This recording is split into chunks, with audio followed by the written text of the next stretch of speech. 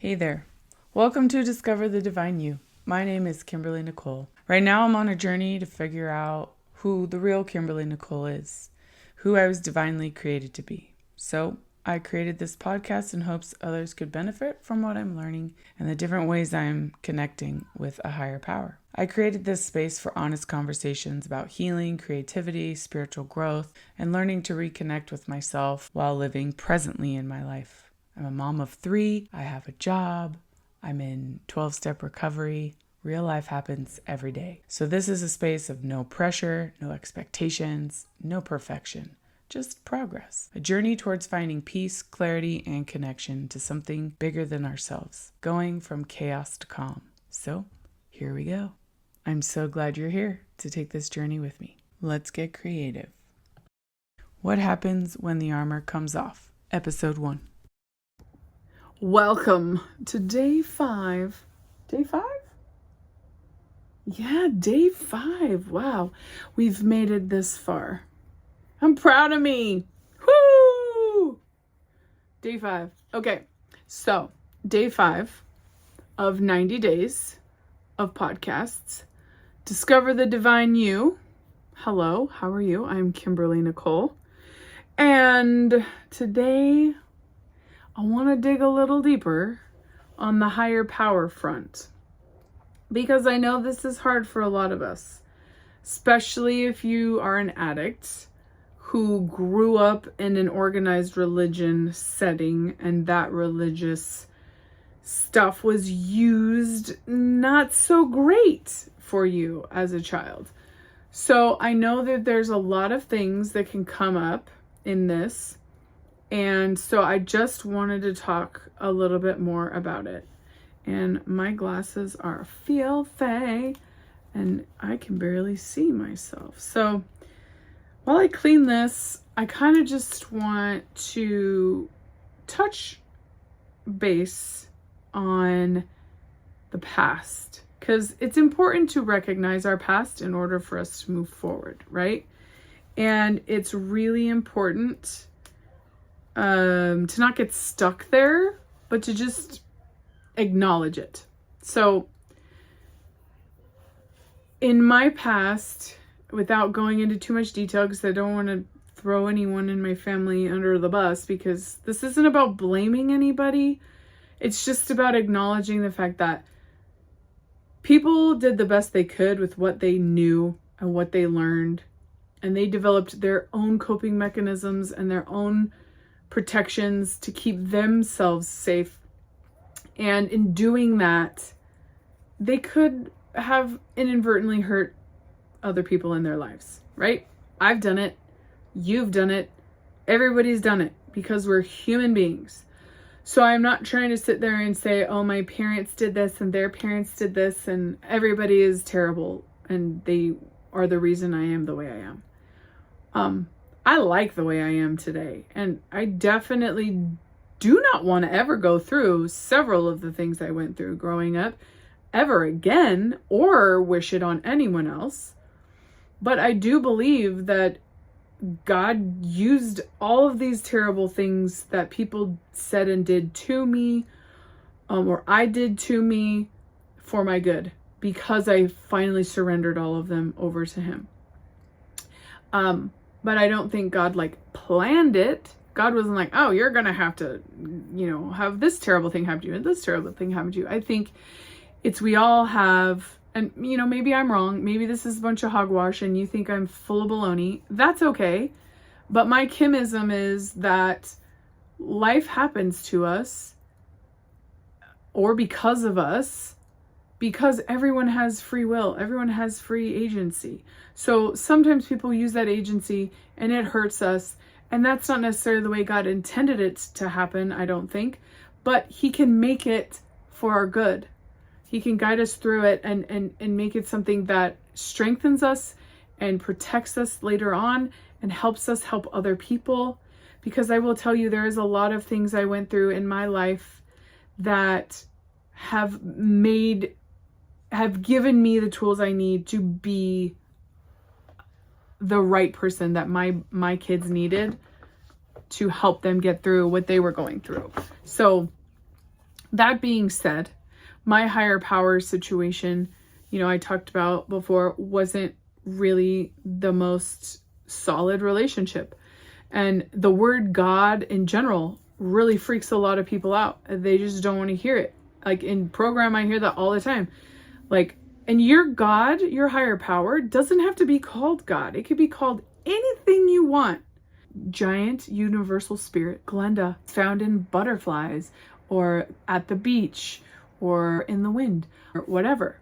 And I remember someone saying their church is at the beach. So they go to the beach every Sunday to be with their higher power. And I think that's beautiful. I think that's beautiful. And there was definitely a time in my life where I would have been like, no, you have to go to church or you're a terrible person. But the 12-step program has really opened up my eyes to acknowledge the fact that there are so many amazing humans out there who are spiritual and kind and loving, and they don't believe what I believe. Not everybody believes what everybody believes, you guys. That's the beauty of where we are, where we live, this time we live in. We have the ability to believe whatever we want and the freedom to do that. What a blessing. What a blessing.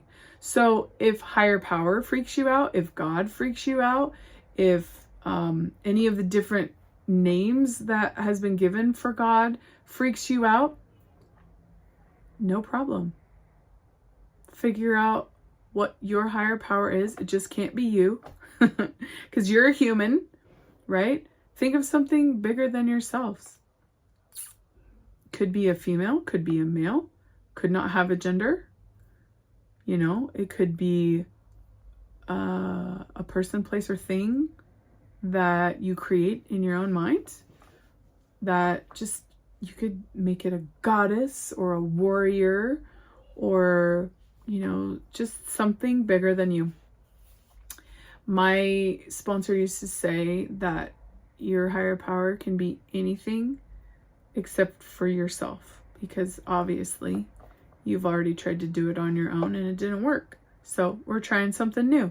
And guess what? Your higher power can totally change. If you decide on a higher power today, it's not forever, right? You could easily change or tweak or develop stronger relationship with the higher power, so you get to know them more, and then you realize there's more awesome, interesting stuff about them. My higher power and I are closer today than we were when I first discovered who my higher power was. I know a lot more about my higher power today than I did a year ago because I spend more time with my higher power. Every single morning, I get down on my knees and I thank God for all the things that I was given. I pray often. I heard all the time growing up, you should always have a prayer in your heart or never cease to pray. That sounded exhausting. Honestly, I was like, who has time for that? Who has time for that? Not me. At least then I didn't. But now I realize, like, I can just acknowledge my higher power at any point in the day. Just give them a little, I see you, a little wink, a little nudge, a little, hey, thanks, or a little, help please. Prayers don't have to be long. They don't have to be like eloquent or fancy. Your higher power will meet you where you are. I've had my higher power meet me literally in the gutter. Like so many times. At the bottom of every barrel I've ever been in is my higher power. My higher power hangs out with the crazies. He hangs out with me all the time.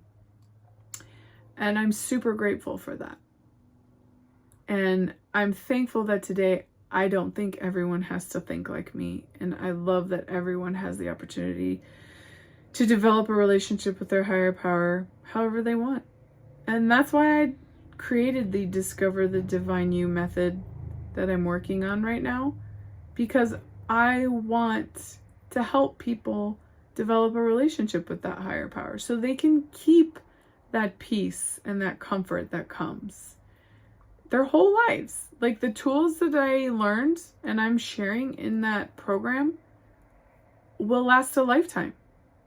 they're not just a one and done. Like, we don't graduate from learning. We don't graduate from recovery or healing or life in general. Like, I guess unless you consider dying graduating because you're going higher. But like, I'm excited to learn more. I love learning more. And I can't wait to get to know my higher power more. And in figuring out who my higher power is, I learned so much more about myself.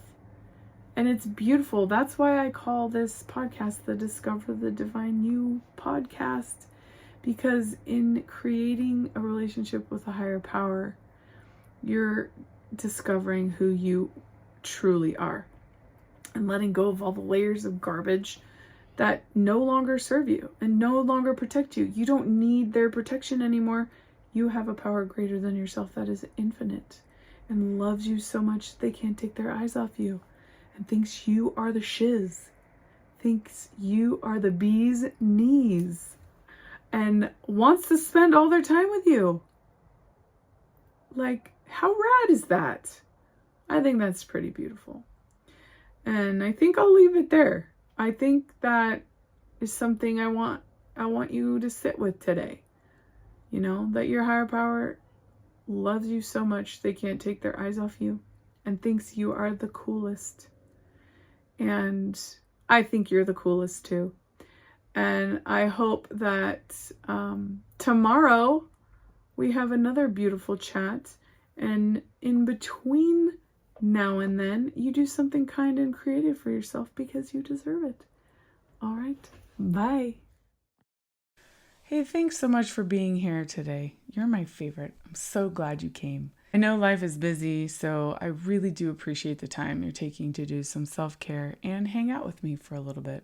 If something that we talked about today resonated with you and you want to dig a little deeper, I put together a 5-minute creative reset guide called Chaos to Calm that you can access in the show's description. And I would be so grateful if you'd subscribe and share this podcast with someone out there that you think could benefit from what we're creating here together. Also, remember, I am just sharing my experience, strength, and hope as I understand it here. So if bigger emotions come up, please take care of yourself and reach out to a licensed professional or someone that you trust for support. You are not alone in this.